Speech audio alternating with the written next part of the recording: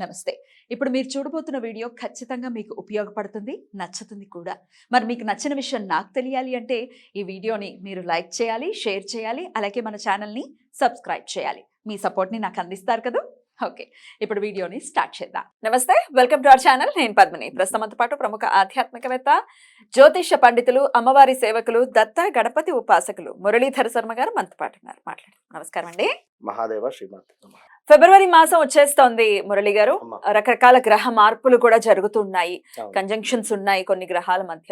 అవును. సో ఎలా ఉండబోతోంది ద్వాదశ రాశుల వారికి ఈ ఫిబ్రవరి మాసం అనేది తెలుసుకోవాలనుకుంటున్నామండి. ముందుగా అసలు ఏ ఏ గ్రహాలు కలిసి ఉండబోతున్నాయి, మొత్తం 1 మంత్ ఎలా ఉండబోతుంది గ్రహస్థితి అనేది ఒక్కసారి చెప్పిన తర్వాత మనం రాశులలోకి వెళ్దాం.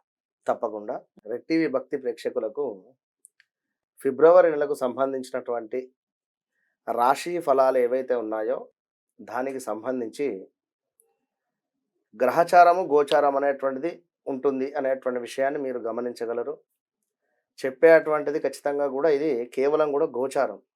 గోచారానికి సంబంధించి మీకు దీని నుండి ఫలితాలు తక్కువగా కనబడినా కూడా మీ గ్రహచారము అంటే మీరు పుట్టినటువంటి సమయంలో ఏర్పడేటువంటి లగ్నం ఏదైతే ఉంటుందో దాన్ని ఆధారంగా చేసుకొని ఏర్పడినటువంటి లగ్నము, ఆ యొక్క 12 చక్రాసు, ఏ గ్రహం ఎక్కడ ఉంది అనేటువంటి దాన్ని బట్టి రిజల్ట్ మీకు ఉంటుంది. కానీ ఇది మనం చెప్పేటువంటిది ఫిబ్రవరి నెలలో ఏ ఏ గ్రహాలు మారడం వలన ఏ రాశుల వారికి ఏ విధమైనటువంటి ఫలితాలు ఉంటాయి అని. ఇందులో మనం చెప్పేటువంటి విషయం కొందరికి సంఘటనలు జరిగి ఉండవచ్చును, కొందరికి జరిగి ఉండకపోవచ్చు. మీరు ఖచ్చితంగా కూడా కనెక్ట్ కావాలి. ఎవరికైనా కూడా కనెక్ట్ అయితేనే ఫలానా డాక్టర్ వద్దకు వెళితేనే యొక్క జబ్బు అనేటువంటిది నయం అవుతుంది అనేటువంటిది ఎంతవరకు సత్యమో ఖచ్చితంగా కూడా ఫలానా వారు గురువు గారు చెప్పినటువంటి ప్రిడిక్షన్ కరెక్ట్గా అనిపించింది నాకు అనేటువంటిది కూడా మీకు అనిపించాలి. ఎందుకంటే చాలా కామెంట్స్లో కూడా చూడడం జరుగుతూ ఉన్నది. గురువు గారు మీరు చెప్పినటువంటి విధంగానే నాకు ఆ సంఘటన జరిగింది నిజంగానే అని ఒకరంటే, మరొకరు నాకు అసలు ఎలాంటి సంఘటనలు లేవు అని చెప్పి అంటున్నారు. సంతోషమే అక్కడ. ఇప్పుడు కొంతమంది అలా కమెంట్స్ పెట్టిన వాళ్ళ విషయం నాకు అర్థమైంది. అకార్డింగ్ టు మై అండర్స్టాండింగ్స్ నాకేమనిపించిందంటే వాళ్ళు అక్షరాన్ని బట్టి రాసి చూసుకుంటారు. అవును. అది కూడా కొంత ఇబ్బంది పెడుతుంది. ఎందుకంటే అక్షరాన్ని బట్టి రాసి చూసుకుంటే అక్యురేట్ రిజల్ట్స్ వస్తాయని లేదు. ఒక్కొక్కరు ఒక్కొక్కటిలా చెప్తూ ఉంటారు. 100% మనకు కనిపించాలి, పోనీ 100 కాదు, 50% అయినా మనకి గోచారానికి సంబంధించి మనకు కనిపించాలి అంటే మన రాశి లగ్నం పర్ఫెక్ట్ గా మనకు తెలిసి ఉండాలి. అంతేనా? ఖచ్చితంగా. కనుక మీరు ఈ యొక్క సబ్జెక్టును అర్థం చేసుకోండి. ఏదో కర్కాటక రాశికి బాగాలేదు అంటే బాగాలేదు అని చెప్పి నాది కర్కాటక రాశి అని చెప్పి అనుకోవద్దు. కనుక మీకంటూ ఒక డేట్ ఆఫ్ బర్త్, పుట్టిన సమయాన్ని బట్టి నిర్ధారణ ఉంటుంది. దాన్ని బట్టే మీరు ముందుకెళ్ళాలి. ఇక అవి లేవు అనుకుంటే అది సెకండరీ విషయం. దానికి సంబంధించింది చాలా టాపిక్స్ మాట్లాడడం జరిగింది, మీరు చూసుకోండి. ముందుగా గ్రహస్థితి ఎలా ఉందండి ఫిబ్రవరి మాసంలో? ఫిబ్రవరి మాసానికి సంబంధించి మనకు యొక్క సూర్య భగవానుడు మకరంలోకి రావడము మకర సంక్రాంతిని పురస్కరించుకొని అది పెద్ద గ్రహమే. ఈ శని భగవానుడు ఎక్కడైతే ఉన్నాడో అక్కడే కుంభంలోనే ఉన్నాడు. తనకు సంబంధించి ఎలాంటి మార్పు లేదు. గురువు గారు కూడా మేషంలోనే ఉండడం జరిగింది. కనుక తనకు సంబంధించింది ఏది లేదు. చూసుకున్న రాహుకేతువులు అక్కడే ఉన్నారు. ఇక్కడ కన్యలో, అదేవిధంగా అక్కడ మీనంలో రాహువు. ఇక శుక్రుడు, కుజుడు, అదేవిధంగా బుధుడు, ఈ 3 గ్రహాలు మాత్రమే మారేటువంటి పరిస్థితి. ఈ 3 గ్రహాలు మారేటువంటి సందర్భంలో ఇక్కడ బుధాదిత్య యోగము ఏర్పడుతుంది. విన్నరా? ఫస్ట్ సూర్యుని వద్దకు బుధుడు వెళ్ళిపోతూ ఉన్నాడు. దానిని బుధాదిత్య యోగము. ఇది కొన్ని రోజులు కొన్ని రాశుల వారికి. అటు పిమ్మట కుజుడు వెళ్ళడం జరుగుతున్నది, అదే సూర్యుని వద్దకు. నెక్స్ట్ శుక్రుడు వెళ్ళడం జరుగుతున్నది. 4 గ్రహాలు ఒకే దగ్గర గ్రహ యుద్ధం కూడా ఏర్పడేటువంటి పరిస్థితి. కనుక ఈ గ్రహాలను బేస్ చేసుకొని ఎవరికి బాగుంది ఎవరికి బాగలేదు అనేటువంటి దాని గురించి మనం మాట్లాడుకుందాం. ఇక కుంభరాశి వారికి ఎలా ఉండబోతుందండి ఫిబ్రవరి మాసం? తప్పకుండా కుంభరాశి వారికి కూడా ఎల్లడి శనిలోనే ఉన్నారు వీరు. లాస్ట్ 3 ఇయర్స్లో మంచి జరిగింది. కొంచెము ఎంతో కొంత మనీ రిలేటెడ్ లాస్ కావచ్చును, లేదా హెల్త్ రిలేటెడ్ లాస్ ఉన్నప్పటికీ కూడా ఖచ్చితంగా కూడా వీరు ఒక హౌస్ కట్టుకోవడం కానీ, ఇల్లు నిర్మించుకోవడం కానీ, లేదా ఏదైనా స్థలం తీసుకోవడం కానీ, ఎలాంటి అయినా కూడా తప్పకుండా కూడా మంచి జరిగింది అనేటువంటి భావనతోనే ఉండాలి. జరిగింది.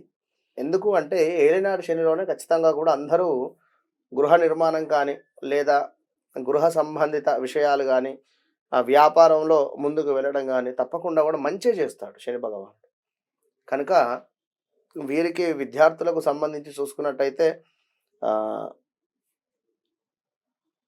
విద్యార్థులకు సంబంధించి చూసుకున్నట్టయితే కొంచెం చదువు రిలేటెడు బాగుండదు అని జెప్పి చెప్పడం జరుగుతుంది. అంటే బాగుండదు అంటే ఇక్కడ గురు సంబంధిత పారాయణాలు గానీ, గురు సంబంధిత విషయాలు మీరు చేసుకోండి. కానీ తప్పకుండా కూడా ఇప్పుడు ఏప్రిల్, మే యొక్క పీరియడ్‌లో గురువు మారుతున్నాడు. మారినాక వీరికి అంటే ఎగ్జామ్స్ వరకు బాగుంటుందిలెండి. ఈ మార్చ్, ఏప్రిల్ ఆ యొక్క సందర్భంలో. మరి హెల్త్ రిలేటెడ్ ఇదొక్కటే వీరికి ఇబ్బంది కలిగేటువంటి వాతావరణం ఉంది. 12లో సూర్యుడు, బుధుడు, కుజుడు అదేవిధంగా మనకు శుక్రుడు. వ్యయంలో ఇన్ని గ్రహాలు. వ్యయంలో ఇన్ని గ్రహాలు ఉంటే ఆల్ ఆఫ్ సడెన్‌గా డబ్బు ఖర్చు, లేదా నిల్వధనము ఖర్చు, లాస్ రావడము పెద్ద మొత్తంలో ఏదైనా షేర్స్ కావచ్చును, లేదా వ్యాపారంలో కానీ, ఆల్ ఆఫ్ సడెన్‌గా ఎవరితోనైనా గొడవ ఏర్పడడం కానీ, ఇలాంటివి జరిగే ఛాన్సెస్ ఉన్నాయి. కనుక బీ కేర్‌ఫుల్. మీ కర్మకు మీరే బాధ్యులు. కనుక మీరు ఏదున్నా కూడా ఖచ్చితంగా కూడా భార్యాభర్తలలో గొడవలు ఏర్పడేటువంటి పరిస్థితి ఇదొకటి. భార్యకు హెల్త్ రిలేటెడ్ ప్రాబ్లమ్స్ రావడం మస్ట్, భార్య కానీ భర్త కానీ. ఎందుకంటే సప్తమాధిపతి అయినటువంటి సూర్యుడు వీరికి 12లో ఉంటున్నాడు. 12వ స్థానం రిజల్ట్ ఏమిటి? మనకు ఆకస్మిక ప్రయాణాలు కావచ్చును, అదేవిధంగా హాస్పిటలైజ్డ్, డబ్బు లాస్. కనుక భార్య తరపు బంధువులకు డబ్బు, మీ డబ్బు ఖర్చు, అది ఏ రకంగానైనా మీ భార్య కావచ్చును, వారి బంధువులకు, వారి అమ్మ నాన్న గారికి ఎవరికైనా అయ్యేటువంటి ఛాన్సెస్ ఉంటాయి.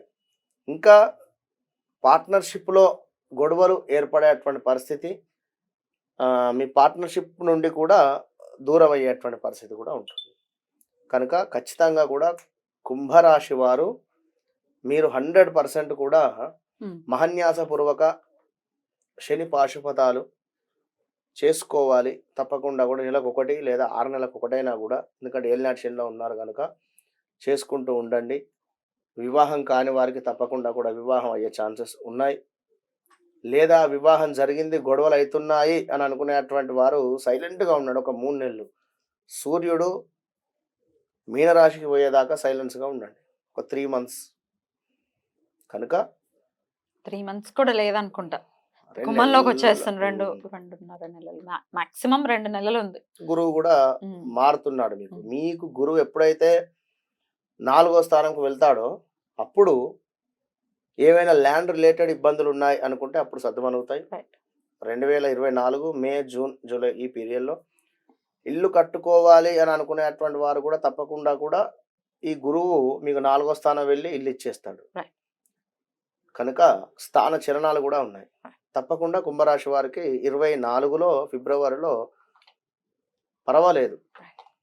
రైట్ అండి, థ్యాంక్ యూ సో మచ్ అండి. ఇక నెక్స్ట్ ఎపిసోడ్లో మీన రాశి గురించి మాట్లాడుకుందాం. నమస్తే. మహాదేవ్.